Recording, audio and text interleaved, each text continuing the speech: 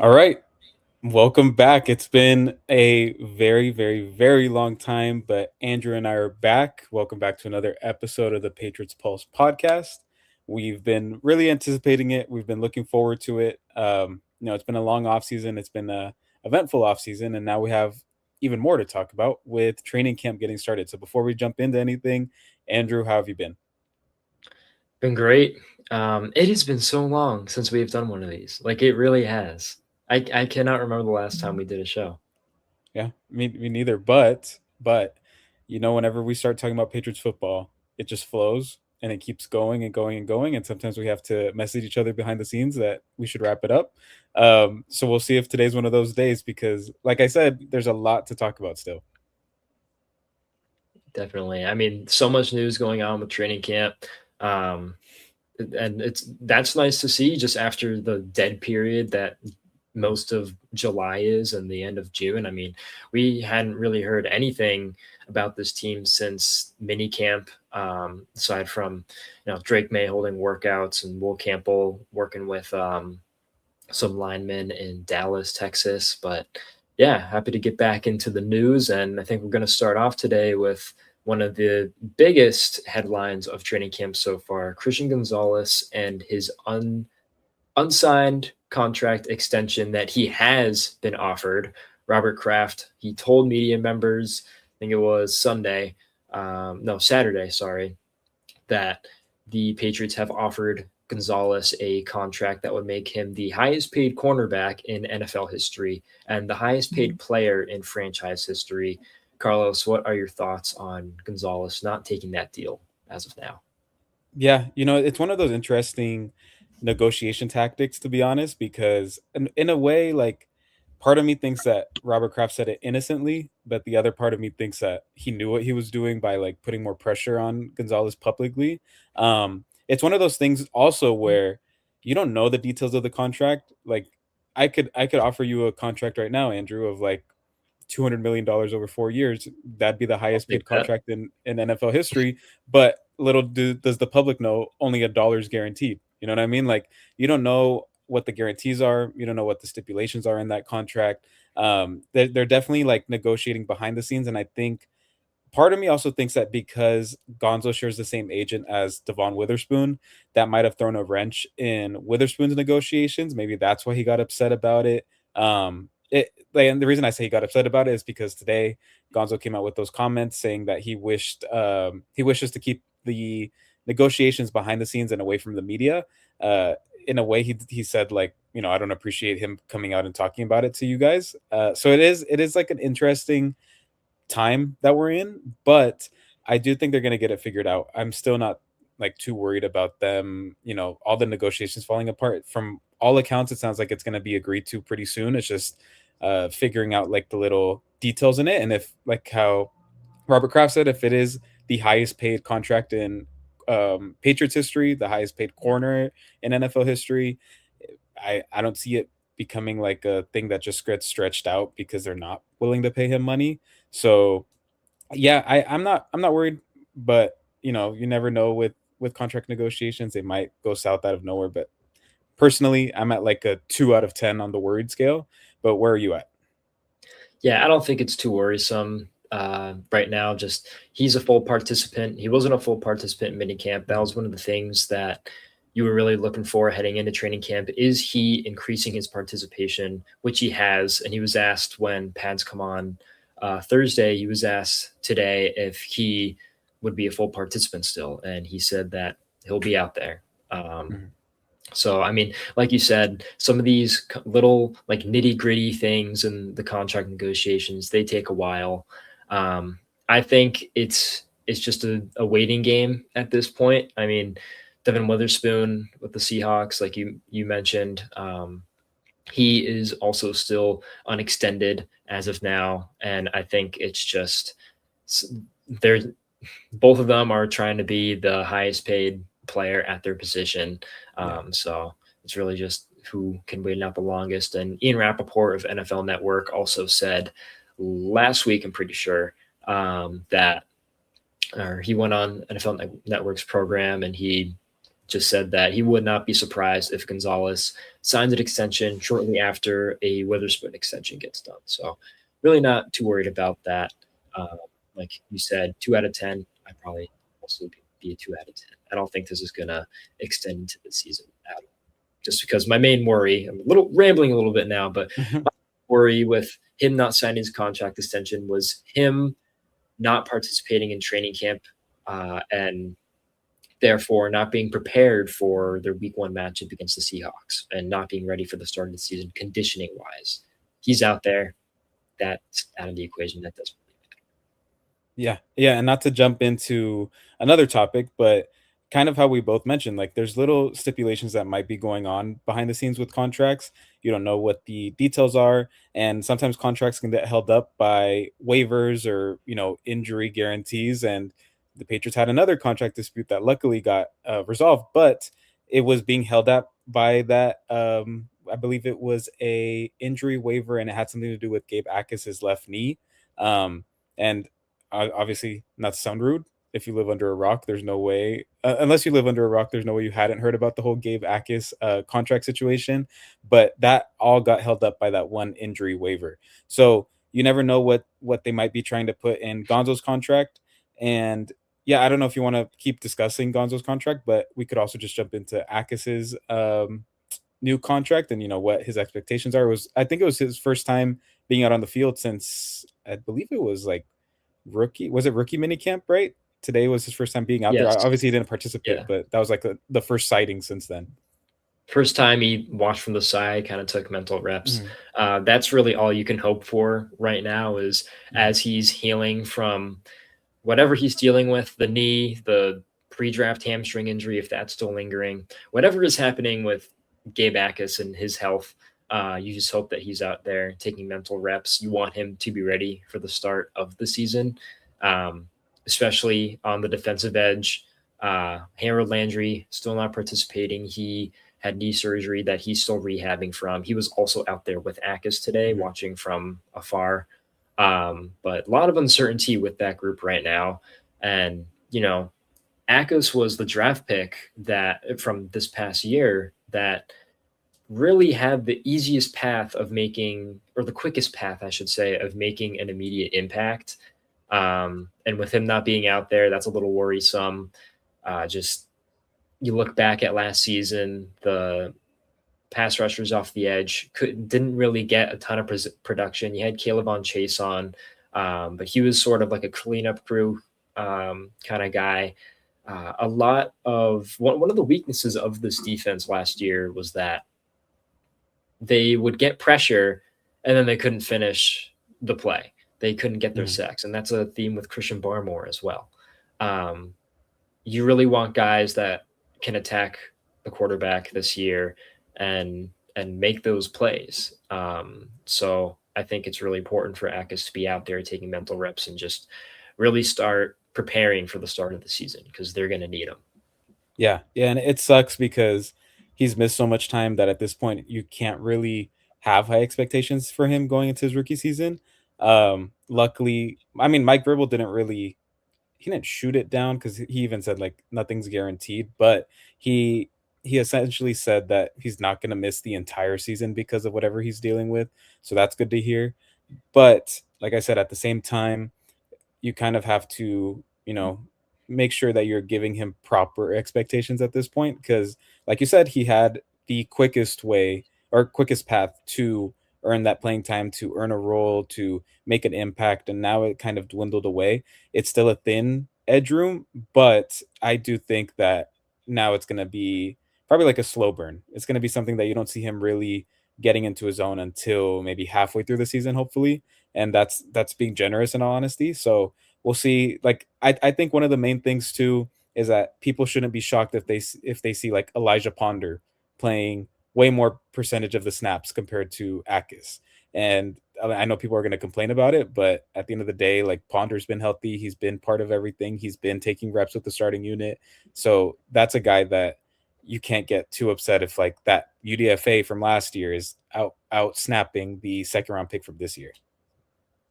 Yeah, and I think another reason why Akis being ready as quick as possible at this point. Um, is just because we haven't seen Harold Landry practice yet. Um, that's a pretty serious knee injury that he dealt Mhm, with. It was it he dealt with it for a while last season.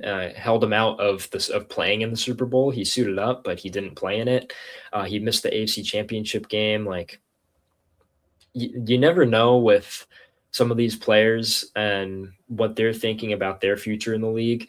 I'm not saying that he's going to retire, but something has to be on his mind in that sense, just with the way this injury is kind of going. But you don't know if Landry's going to be out there for week one either. That's mhm. kind of the point I'm trying to make. Like you could go out there with Jermon Jones and Elijah Ponder as your Yeah. top two guys there. And don't get me wrong, I like Ponder, and the coaching staff seems to really love Ponder. He had 4 sacks in the last 8 games of the regular season last year, but he hasn't shown, or he didn't really show last season, him being able to blossom into like a double digit sack guy. And not that Mhm, you're really expecting him to do that. mhm. Yeah, yeah, we'll see. I think that room is probably gonna be one of the more, I mean, everybody knows, I would say, like, that's gonna be, like, one of the more interesting rooms to play out. Not in terms of, like, what the depth chart looks like, because it's pretty clear what it's gonna look like. It's more so, like, who can carry the load on their shoulders and who can see, like, if there, I feel like that's gonna be the room that there might be a breakout player that you don't expect, which is someone like Elijah Ponder, a Braden Swinson if he makes the roster, a Q Hutchins if he makes the roster. So I think that's going to be a position that's going to be worth looking at in terms of a player making an impact that you're not expecting them to. Yeah. And before the last thing we're going to cover, just main headlines wise, before we dive into, position by position, what's happening at training camp at each spot. Drake May, AJ Brown connection is still a work in progress. Obviously, May was streaky the first couple of days of training camp, showing some inaccuracy, misfiring high, misfiring behind his receivers, and he's had trouble um, connecting with AJ Brown. Uh, Much better today from May. He kind of recovered later in practice with several deep ball connections, especially with Kayshawn Booty, who has really been their most productive receiver so far this summer in camp. Um, but all eyes are on AJ Brown. I mean, you can see every time he touches the ball in camp, fans in the crowd are screaming at him like AJ, AJ. Um, but that's going to be. I'm not like worried about their miscommunication issues right now. Those are Mhm. gonna that's just going to come with time, and they're continuing to work at it. AJ Brown said yesterday that him and May have been nonstop communicating. They stayed after practice today to get a little extra work in, so not worried about that connection right now. And Brown, he's still learning the offense. He said he's about 90% with the play at about 90% with the playbook and understanding that and the offense, but still work in progress. Yeah, yeah, and first of all, sorry about my camera. I'll try to get it fixed. The thing that stands out with AJ Brown the most is that I am I'm not gonna say I'm worried about the lack of targets because Drake May is looking for him. I think the thing that just worries me is that there's moments when you think that AJ Brown's gonna have like an easy reception, I guess you could say, and then Drake May overthrows him, or they have some sort of miscommunication. I think today there was a route that like they were just both on not on the same page, and AJ Brown ran a different route than what Drake May was expecting. So am I worried? No. It's like very, very early on. Like you have to consider too, this guy joined the team. What was the date again? That it was like June the big trade. 1st. Yeah. So it's like he barely joined the team then. He didn't go through spring practices with them. They haven't been building all this rapport for a long time. Yes, they've spent time together, like like out in North Carolina throwing the ball, but that's very different when you get into the building and you're going up against another starting NFL defense, starting NFL players. So I do think that it's going to be a little bit of a work in progress. Again, I'm not worried. If there's one person I'm worried about, not to change this topic, but if there's one person I'm worried about, it's Romeo Dobbs, because that's someone that you really don't hear Drake May connecting with either. But with him, he's been around since the spring, and even since the spring, that's been a bit of an issue. You haven't heard his name much. So I I do think their receiver room is going to be good, considering how good their quote unquote wide receiver three has been playing so far with all his deep touchdowns, aka Keishon Booty. Um, so if he can get it going with his deep threat in Keishon Booty and then kind of slowly progress in the new receivers in Romeo Dobbs and AJ Brown, I'm not too worried. I do think that it's going to be a little bit of a it's going to be an adjustment period for sure, but I don't think it's going to be something that we're going to be complaining about the rest of the season. Yeah, 100%. I mean, Dobbs has been quiet, but defense had won the first couple days of camp. It was kind of a rebound day today for the offense. Um, just, I guess the best way to describe how the offense was the first couple days was inconsistent. I think that'd be the best word. So until they start finding like the rhythm, May starts finding his rhythm. I think you're going to see some of these newer receivers and just everybody start um, May sharing the rock a little bit more. Yeah. But with that, I think we can kind of dive into just position by position. You want to start with quarterbacks? We could really quick start with this comment. I know we're gonna skip. We'll discuss like the rest of the offensive positions, but since we were just talking about receiver and tell me something that's real, commented, how come Kyle Williams isn't getting first team reps? I mean, you want to take it from here just to start off? Yeah, I mean, we don't know behind the scenes why he's not really getting first team reps. It's not like we're out there or we're watching him play every Sunday, and we can see every snap that he takes. But behind the scenes, there's reasons that he's not on the first team. But he has been working behind like the three starters and three set packages: Brown, Dobbs, and Douglas, and then Hollins and Booty. Chisholm worked ahead of him or saw some first team reps in Monday's walkthrough with May's offense. And he was kind of still on the second team, and that's where he's kind of lived. Um, but he was an offseason award winner, so he's doing some things right. Um, but I mean, no definite way to tell you why he isn't getting first team reps, but I mean, offseason award winner, he's making strides, he's making progress to try and break into a rotational role larger than he had his rookie season. And I mean, you for May, you'd really hope that him and Williams can get on the same page on deep targets. They kind of struggled with some miscommunications last season. But yeah, I think that he's he's got to work his way up a little bit.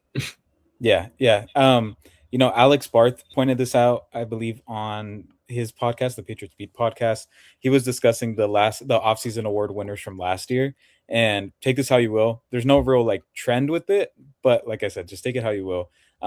It was Demario Douglas, Cole Strange, Kyrus Tonga, and Truman Jones. Those were the four offseason award winners from last year.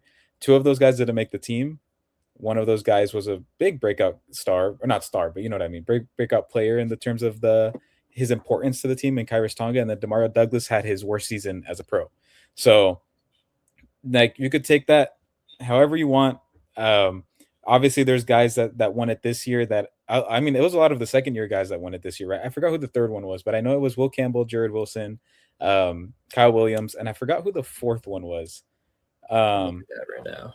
but regardless, like I don't anticipate those three guys getting cut or not making the roster at all. So it's anyways, I just wanted to point that out because I did find that interesting. Um, but in terms of Kyle Williams's like position on the depth chart, he's just behind a lot of really good players. Like he's behind Romeo Dobbs, he's behind AJ Brown, he's behind Keishon Booty. Now he's still behind Matt Collins. He's still behind who am I missing? Who am I missing? I'm missing one or Matt Collins, AJ Brown, Romeo Dobbs, Keishon Booty. Is that it? Douglas. Four on Douglas. But see, the thing with Douglas and Chisholm is that they play different positions in a way. They're both in the slot. That like whatever Kyle Williams is going to do on the field isn't going to be relatively the same as what Douglas and Chisholm are doing. So whenever you see, I saw like an Instagram post today from like a bigger like NFL account, and they put that Chisholm was taking snaps ahead of him with the first team. Like that's that doesn't really affect Kyle Williams because Kyle Williams isn't a slot receiver. So you can't really use that against him and like say, oh, that means that he's below the depth chart or below him on the depth chart. It's just more so that all the outside receivers are just really good and they understand the system and they performed well last year. And if Kyle Williams is going to be one of these players, like if he can develop, and I'm not saying he's going to be this player, but if he can develop into a guy like Rashid Shaheed, for example, that just randomly gets a 150-yard game on just 3 catches and 2 touchdowns or something like that, like so be it. Like I wouldn't be opposed to that. And he just playing on limited snaps, like that could work out. Like Drake May has that that type of skill set in his tool bag, so he could make that work with the receiver. It's just a matter of him being able to take advantage of those reps and kind of do something whenever is given the opportunity to work with the first team or play with the starters in the game. So I'm not too worried about him. I don't anticipate him being just based off like the way the season went last year and kind of how it's going this offseason. I don't anticipate him being some like, 80% snap guy that's always going to be on the field, that's going to be demanding like 5 targets a game. Like he might just not be that player. Like remember, he was a third round pick. He wasn't some like top 10 wide receiver pick that's like generational. Um, if he can be, like I said, someone like a Rashid Shaheed that just gets, you know, what 15 snaps a game, 10 snaps a game, but has 3 deep catches a game, then that I'm happy with that. I'm not sure if everyone else will be, but I think that that's not a bad career to have. I don't think that's a bad skill set to have on your offense. And speaking of deep targets, I think it's important to point out Keishon Booty. He has, Mhm. like I said previously, he has been their most productive receiver in camp. Now, a little bit of asterisk next to it. Only the first couple of days of camp, no pads, but he's been a factor downfield. And Mhm. May has had the easiest time connecting with Booty out of all the receivers so far in camp. And just going back to last year, Booty had 6 touchdowns, 340 yards on just deep balls last year. Passes that went 20 or more yards, or air yards. And we're kind of getting to the point now where, like, within the Keishon Booty trade rumors, whatever is left of them, however much you want to invest in them, it doesn't make sense to get rid of them. Mhm. Like in my mind, it does not make sense. It really hasn't made sense to ship them off for like a day 3 pick when Mhm. him and May have this clear and obvious connection that works and played a pretty decent role, decently sized role in your trip to the Super Bowl the prior season. And like, yeah, May was an MVP candidate. He's still 23 years old. He's entering his 3rd year, like just his 3rd year. Um, I think having a guy like that is important for him. So I mean, you see the inconsistencies targeting other receivers in camp. Him targeting Booty, like, can't have to imagine just if you're Drake May and you're connecting with Booty constantly, that's kind of getting you back into the rhythm of what you can do and what you're capable of. So I don't really see the point in trading Booty unless it's just for his sake, so he can, you know, go to a receiver room that's less crowded and try and thrive and get a bigger contract in free agency because he's due for a new contract this next offseason. But I don't know. That's where I'm at with Booty. Yeah, yeah, I do think that the whole Booty conversation, that sounds funny, but I do think that the whole conversation with him just has to do well, I'll go back. When the trade rumors really first started, um, whenever I would post about something that had to do with him being traded, I was under the impression that, like, he has no real, like, position on the team anymore. AJ Brown's coming in, they both play X, they can't share the field, and then on top of that, if you're Booty, you want to be able to get into a situation where you can earn that money and you can get a payday and you can just get as many opportunities as you can. And for the entire offseason, that's kind of what the reports were, or the rumors were, that they can't share they can't share time on the field. Booty would rather, I think was it Adam Schefter that said that Booty would be interested in a trade. Yeah. So there were all those reports and rumors, but now fast forward to training camp, you see them sharing the field a lot. They've had a lot of packages with Keishon Booty, Romeo Dobbs, and AJ Brown on the field together. And even one of the touchdown catches that Keishon Booty had today, he was sharing the field with AJ Brown, and AJ Brown was putting up his fist, like cheering that Booty caught the touchdown. So if they can coexist on the field at the same time with whatever position Booty might be playing, and, like, maybe they're both playing. I mean, maybe one of them's playing the X, one of them's playing the Z. Um, if they can make things work, which clearly it looks like they have been able to make things work, then why would you trade this guy for a day 3 pick? Why not let him play it out? Who knows? Honestly, like, he could. I think Drake May's capable of having 2,000-yard receivers. I think that he has the talent. So even if Booty gets, what, 850 yards on the season, he's still going to get a pretty decent payday. Like, I don't think it's going to be something that no team's going to want to sign him, and you don't know how he can perform.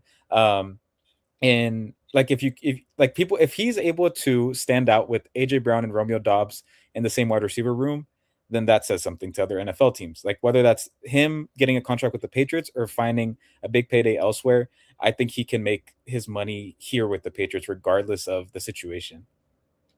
And while he's named in trade rumors, and the Patriots may like be shopping him, like they were shopping him around the league.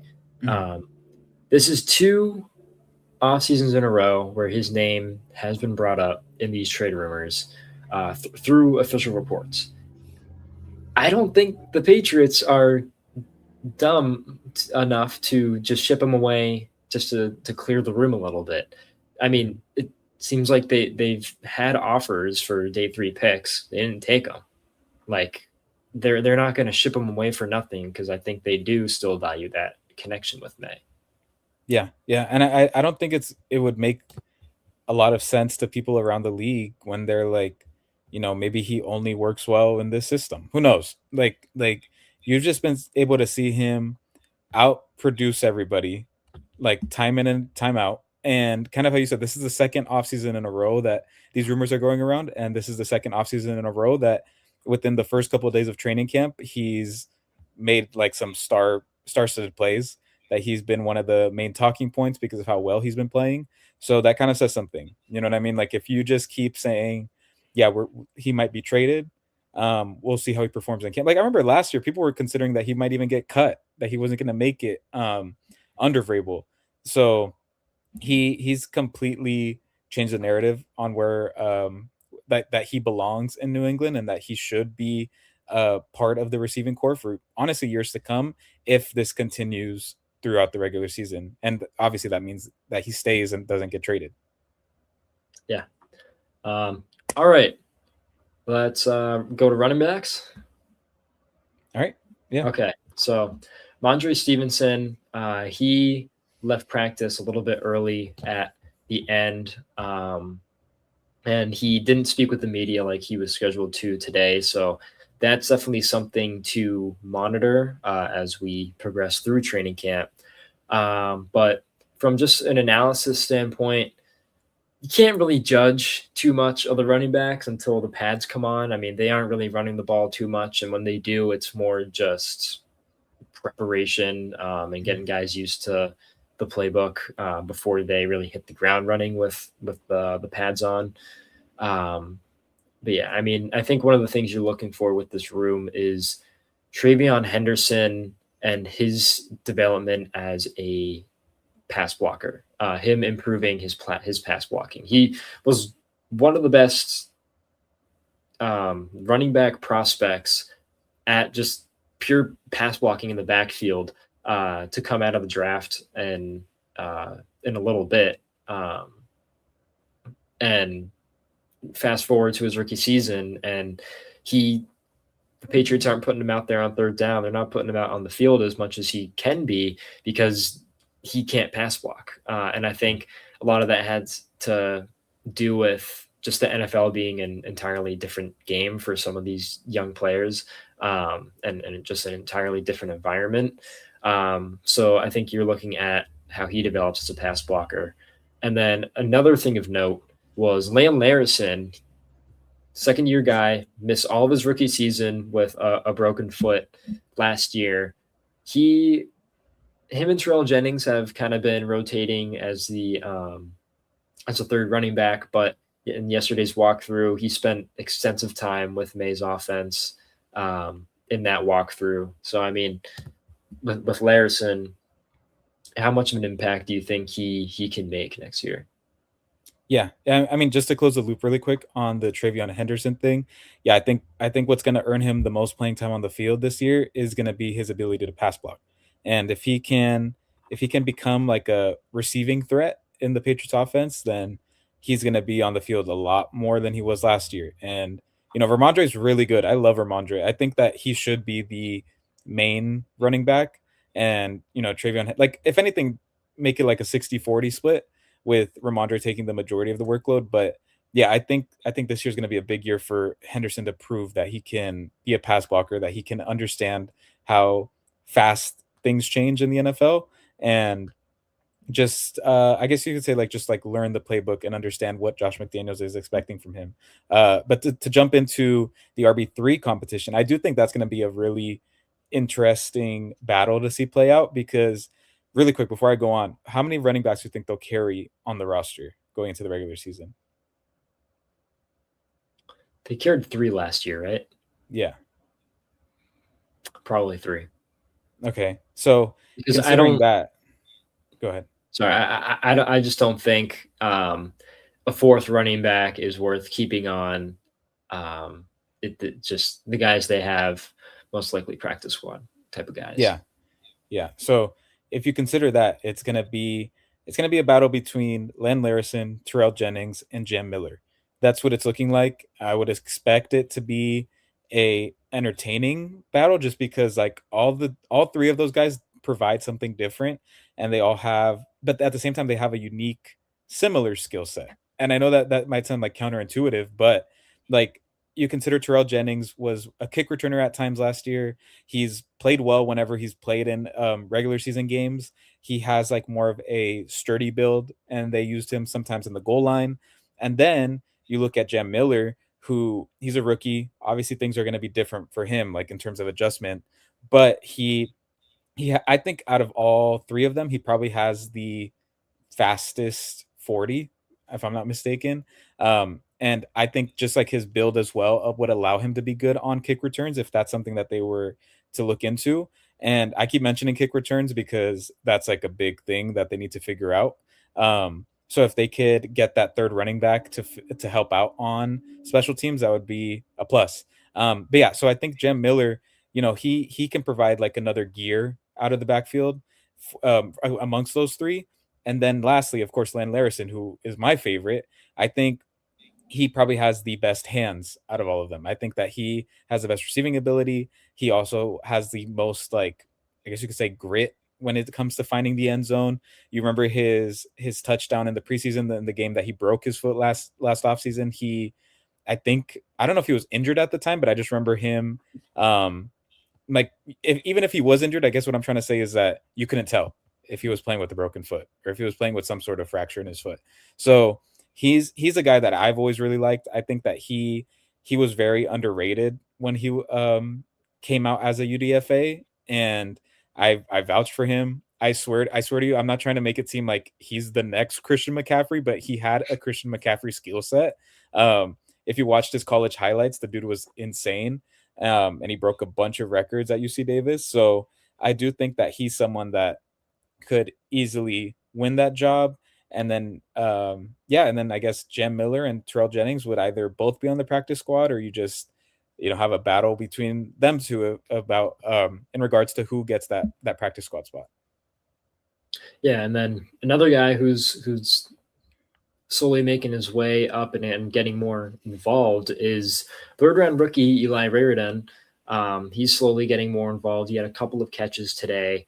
Mike Vrabel on Monday talked about him, playing fast, and as a young guy, you have to sort of understand the speed of the game at an NFL level, and he's showing signs of coming along in that sense.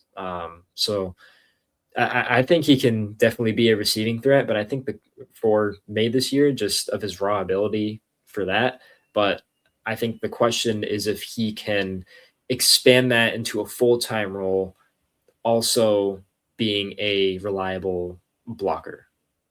Yeah, yeah, and I do find it a bit interesting. I mean, I'm not gonna say that Mike Vrabel doesn't sound encouraged by him, but a lot of the times when people ask him about Eli Raridan, he's very like, well, he's a rookie, like he needs to learn more and more. Like it's very, I guess you could say he like lowers expectations in a way, which you could see as a good thing just coming from the head coach, or you can see as a bad thing coming from the head coach. Like it's one of those things that's left up for interpretation. Personally, I'm like I'm more so leaning to it's a bit discouraging just because it's the way he describes Eli Raridan is that like he's making a lot of mistakes that they just need to correct. But regardless, like Mike Vrabel says it, he's a rookie. Like he's gonna learn, he's gonna be able to get a lot of reps because he is tight end two right now after the Julian Hill injury. And not to jump to a different player, but tight end three has pretty consistently been Tanner Arkin, the UDFA from Illinois. I would love for him to be the third tight end, to be honest, just because of his blocking ability. I believe he's like the biggest tight end that that's in the room right now. So he's someone that you should keep an eye on just as a surprise guy to make the 53 man. Yeah, and he saw a couple first team reps, I believe, in Mhm. Monday's walkthrough. And a guy like Jack Westover, he's been here a couple of years. He's kind of been cemented onto that second team offense, and Mhm. he looks a little poised to be a practice squad guy. He's still a reliable like hybrid type of guy. He was more of a receiving tight end coming out of Washington. He had production there and was named to one of the all conference teams in his senior season, I believe, and has some blocking ability. He was the fullback last year. Um, but yeah, Arkin has definitely taken some strides. Raridan slowly taken some strides, which you really need in this tight end room now without Julian Hill.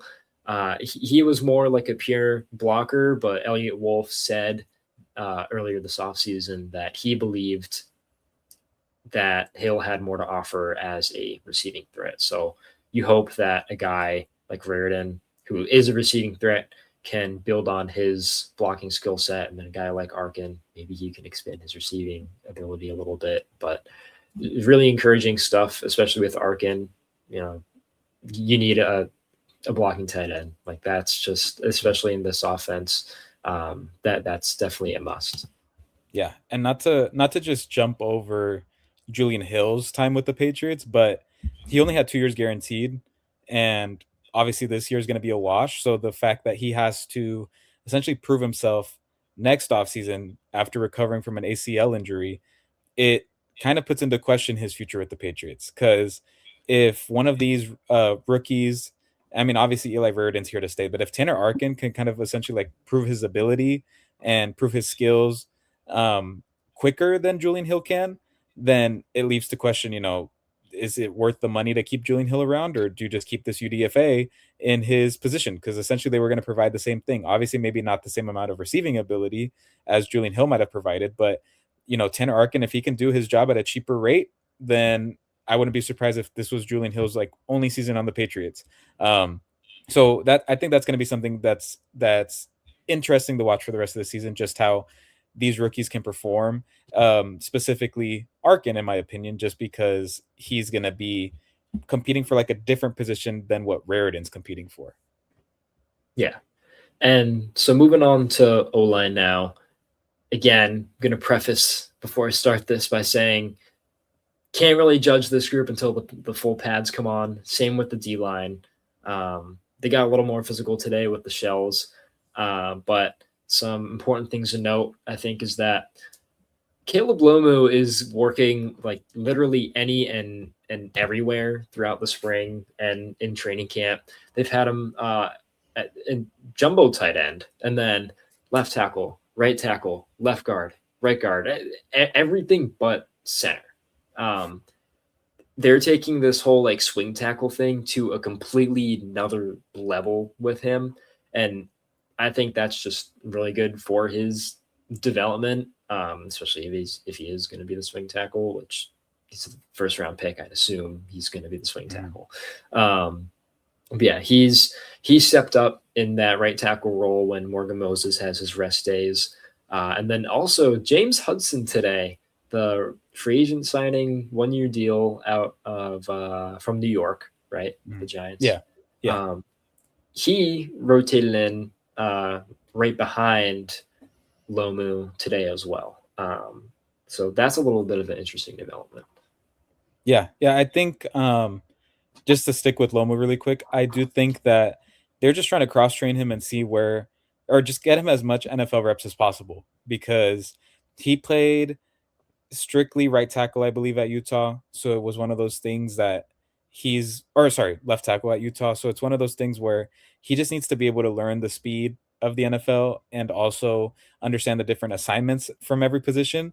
I do think that it's going to obviously benefit him, and I do think that he will be the long term right tackle after this season. Maybe left tackle, but I'm not trying to get controversial. I'm going to stick with right tackle for now. But yeah, and then jumping into James Hudson, he's been like the top or the I don't want to say top, but right behind Lomu, he's been consistently the top tackle that they rotate in, that they play in different sets. He's been playing over Marcus Bryant, the seventh round pick from last year. He's been playing over Demetrius Crownover, the sixth round pick from this year. I do think that they must really like him. You never know if it'll stick because as like I mentioned someone earlier in the show, Cole Strange, he started off I believe as like the starting left guard going into training camp last year. Obviously that didn't work out. So you never know. These positions aren't going to be solidified. This depth chart isn't solidified. But in terms of just like the amount of reps people have gotten, I would say I do find it really interesting that James Hudson is the third or fourth tackle technically that's been getting the most reps. Yeah, they definitely have a lot more depth at that spot compared to last year and especially the year before that. Mhm. Um, so yeah, like bringing in Lomu, bringing in even Hudson, Crown over, and you still have Marcus Bryant heading into his second year, like, and you have Will Campbell at left tackle, and as he works back to get healthy, um, I think that's another thing to look at how he's moving, how quick he looks. Just you could tell in the playoffs when he came back from that injury that he wasn't moving the same and he was really struggling and looked a little in pain.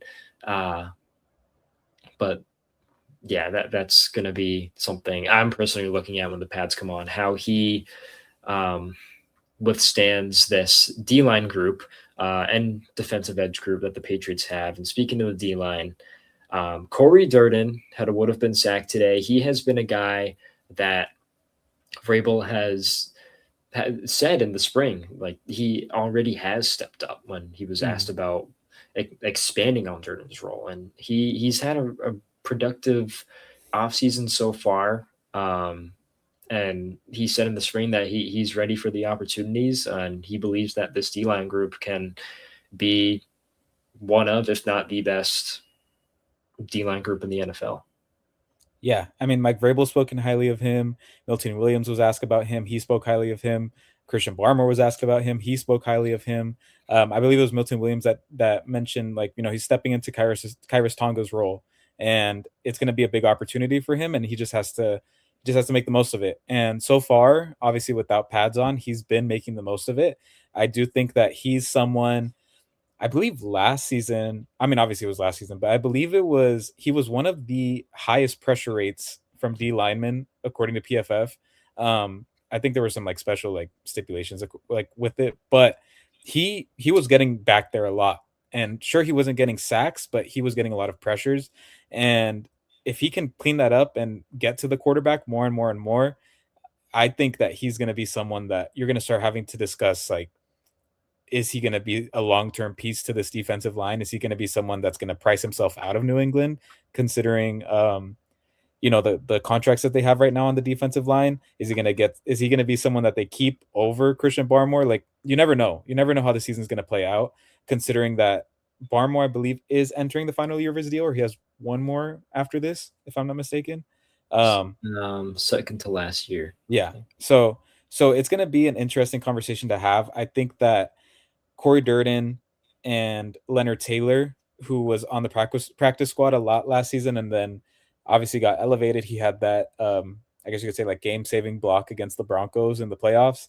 That field goal block. He's someone that also is going to have a bigger role, and clearly all of the defensive linemen, the coaches are all very excited about him as well. So I I mean, defensive line, I haven't been worried about since last offseason. I think that they're one of the best groups on the team, and they clearly showed it last year. And I think this year, heading into a lot of these guys' second season in the same system and like playing with each other and kind of understanding how each other plays, I think they're only going to get better.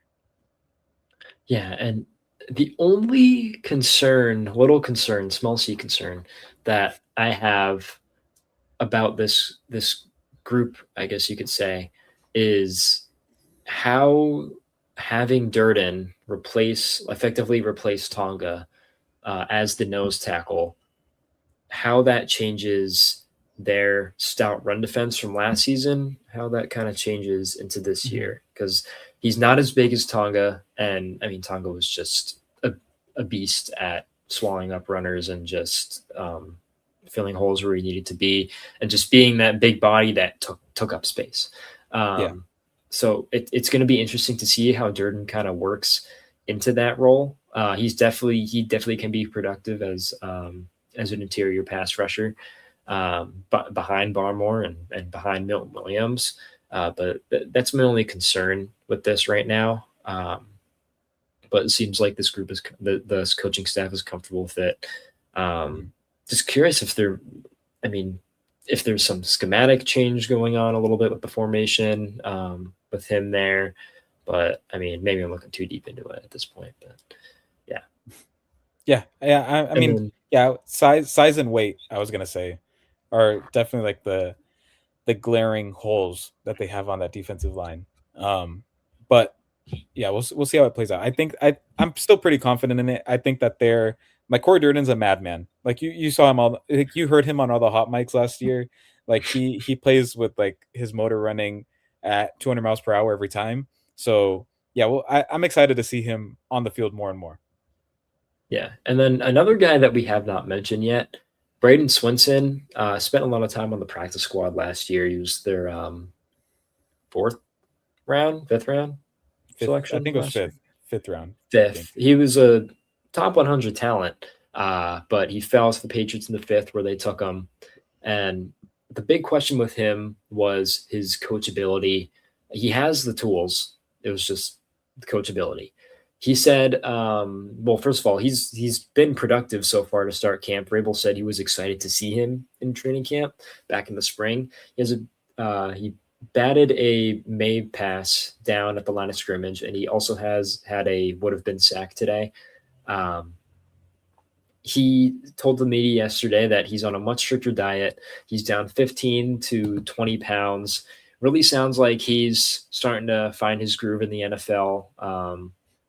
And maybe that leads to some further production next season. Mike Vrabel mentioned him and Ponder as guys that um, are up for the opportunity in the absence of Landry and Akis.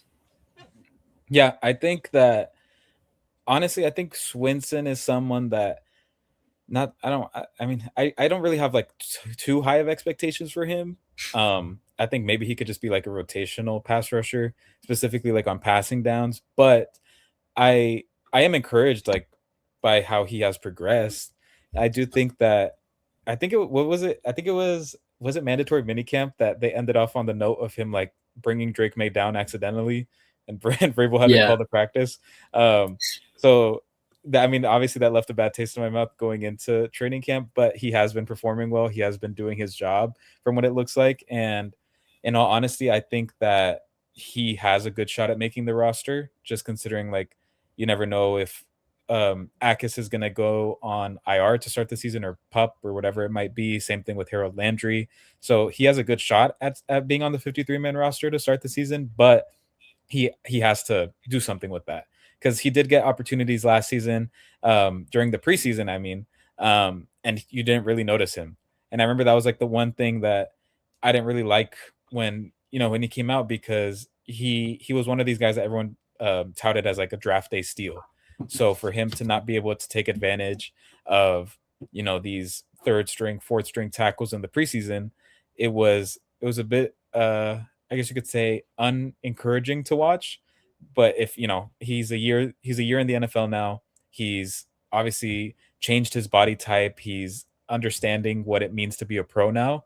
And if he could put that all together, similar to um, another LSU guy like Keishawn Booty, who just needed a year to develop and then kind of find his footing in the league, then I would of course love to see Braden Swinson be like one of those breakout guys. And not to ramble, but I would say, and no surprise here, but I would say like Elijah Ponder has been the more encouraging or promising edge rusher from between those two so far. And but like I said, both of them have been performing well. It's just a matter of who's going to take advantage of their reps, whether it's in the joint practices or in preseason. Yeah, and we got to move a little quickly here. Do you have any thoughts you want to give on the linebacker group? Sorry about my camera. In terms of the linebacker group, I guess the one thing I'll say is just Chad Muma. I'm a Yep. Chad Muma truther. I think he's going to make the roster. I'm a big fan of his, and I hope that he's able to at least earn some sort of rotational role during the season. Um, but I mean, at the end of the day, Robert Spillane, he's like one of my favorite players on the team. I think that he's gonna be, as long as he stays healthy, he's gonna have an amazing season. And whoever's rotating in next to him, whether it's Christian Ellis, KJ Britt, or Chad Muma, maybe, I think it's gonna be a fun room to watch. I think that they're gonna be flying around the field. I hope to see more Christian Ellis big hits during the season. So yeah, that room's I feel like that room's a little bit more straightforward in terms of like what they got. They know what they have. It's just a matter of staying healthy and seeing who's going to rotate in. A little bit, yeah. And with looking at it from the perspective of how they're gonna put together this final roster at the end of August, Muma, I think, is certainly on his way to securing a role as the I guess you could say like the third linebacker in that group. And then behind him, KJ Britt, he's he said today that he worked on his coverage ability this offseason, and it showed. He had a PBU so far, and he's also has a lot of experience with special teams. Mhm. He can be a core special teamer, and I think that is what ultimately can secure him a spot on this final roster. But that's kind of the roundup with the linebackers at the moment in terms of depth. But moving on to cornerback, Carlton Davis and Charles Woods, they both left practice early today. That's another thing to monitor along with Ramondre Stevenson's injury. Kendall Vildor, their free agency signing, filled in immediately, and him and Woods have been rotating as the top rotational corner so far into training camp. But the player that I am interested in the most, and the player that the player's island that I'll be buying real estate on this offseason. I know it's a big thing on Catch 22, as much as Alex Barth says he hates it. He hates the analogy. Um, Dial is returning from a torn ACL last summer. And last summer, he was working his way as the top rotational corner, slot corner. And he was certainly on his way to doing that before the injury. goes down with the injury, misses all of last season. He comes back, was limited all of the spring, and then finally Sunday he got a snap on the defense in team periods.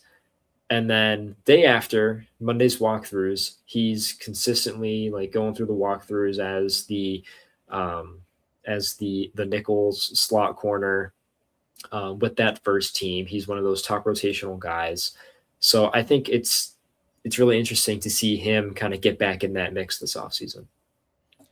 Yeah, I think the cornerback room is going to be like, I don't want to say it's one of the more entertaining rooms to watch. I just think it's going to be one of those rooms where you have a lot of like, I don't want to say unknowns because these guys have been able to show how how they perform in the NFL.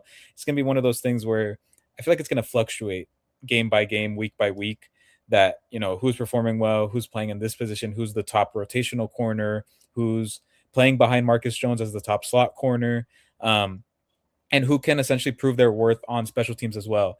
And to piggyback off of you saying Marcellus Dial, he's someone that was, I believe, it was their one of their top gunners alongside Brendan Schooler last offseason before he tore his ACL.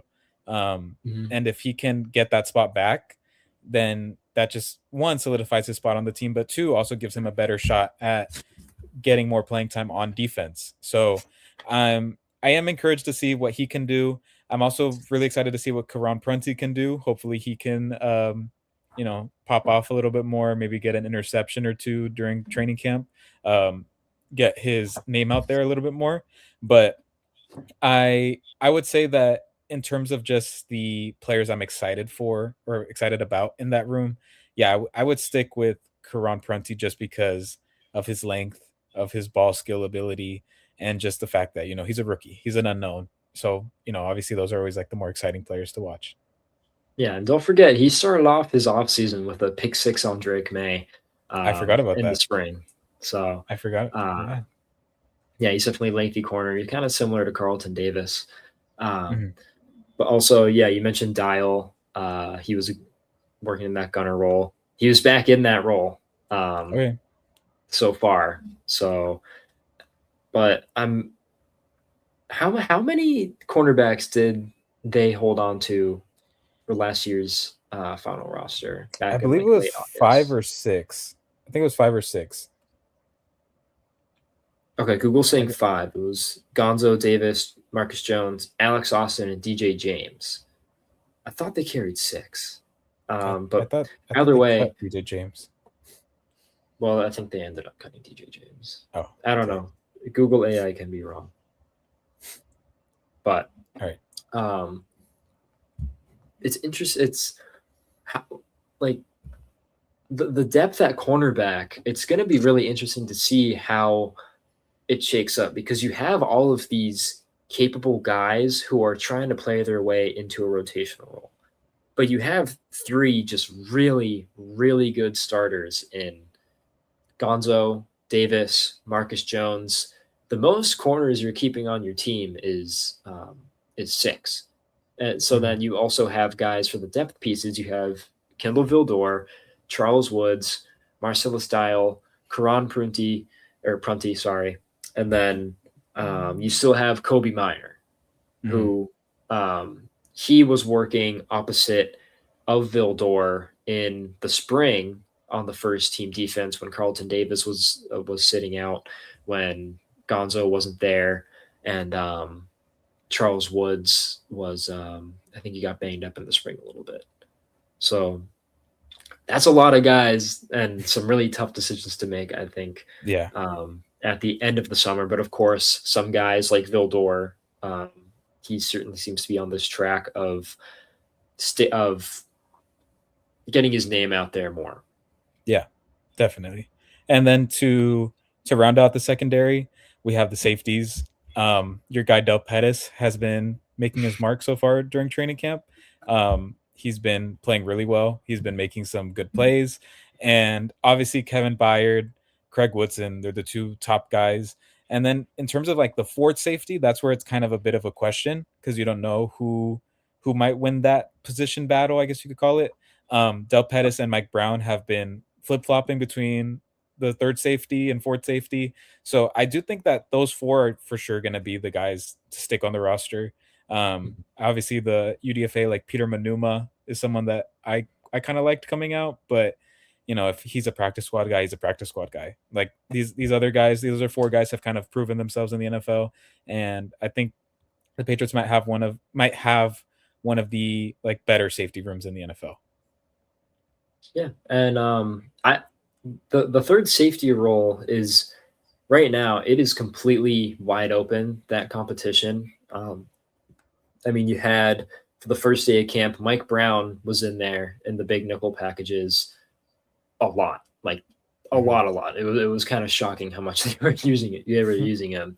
Then the next day, go to practice, Stel Pettis in there, mhm, more than the others.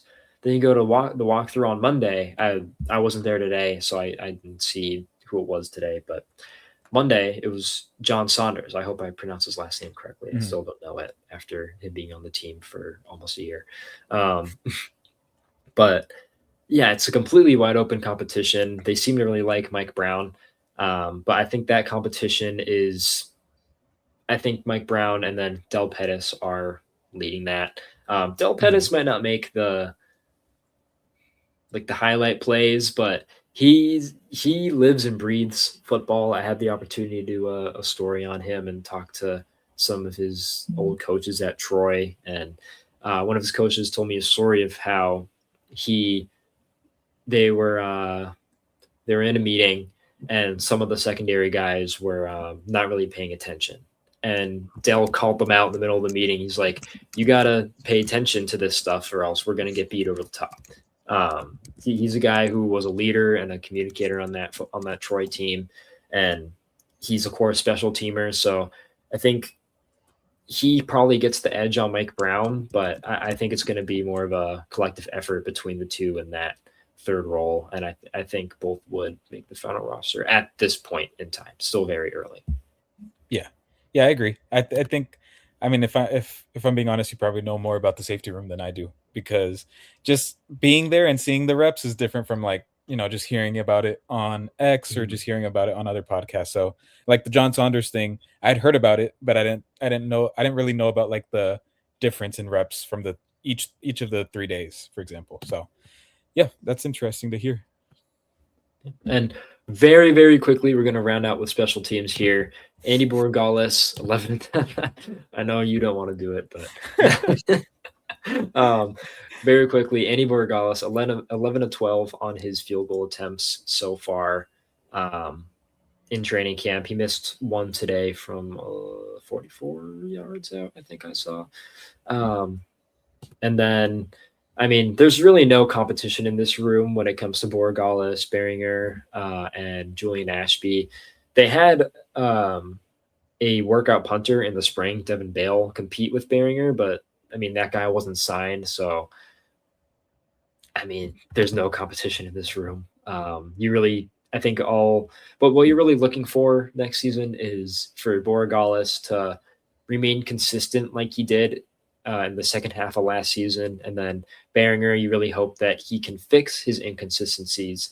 Definitely has the skills to be a top punter in this league, but he has his woes here and there, and that was especially present in the playoffs. So you're looking for him to fix those. Yeah, exactly. Yeah. I don't think. Yeah, that's like a positional group, like special teams that there's not much competition. So it's the Yeah, guys we all have. I think returners are like the ones that returners are like the probably the biggest talking point, other than Marcus Jones. I think that like kick returners are going to be the more entertaining thing to watch. yeah, definitely. All right. Well, I think that does it for me and Carlos for this evening. We thank everyone who took the time to, stop by, join us in this live show for this evening, and we're hoping to get back on a consistent track. Hoping to get back to this pretty soon. But yeah, thank you to everyone who tuned in, and we look forward to seeing you next time, Carlos. Yeah, yeah. Thank you guys. I'm frozen again. Sorry about that. All Have right. a great See day, you, everyone. everyone.